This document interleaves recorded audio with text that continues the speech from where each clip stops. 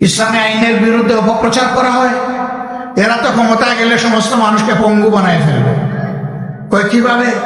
বলেছে এই দেশের মানুষ, বেশিরভাগ মানুষ জনগণের সম্পদ চুরি করে, তো বেশিরভাগ মানুষের হাত কাটা যদি যায় তাইলে তো এই সমাজটা হাত কাটা বাহিনীর সমাজ হয়ে যাবে। না, হাত কাটা যাবে।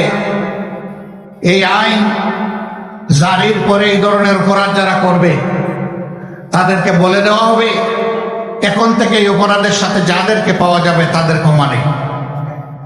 2 নম্বর দেখা হবে যে লোকটি চুরি করেছে সে কি পেটের জ্বালায় যন্ত্রণায় আগুন নিবানোর জন্য চুরি করেছে। যদি এমন হয় রাষ্ট্রের দায়িত্ব হবে আগে তার আগুন নেবানো, হাত কাটানো, আগে তার বৈধ আয় উপার্জনের ব্যবস্থা করে দেওয়া। যদি সেরকম কিছু সক্ষমতা তার না থাকে তাহলে রাষ্ট্রকেই পরিবারের দায়িত্ব বহন করতে হবে।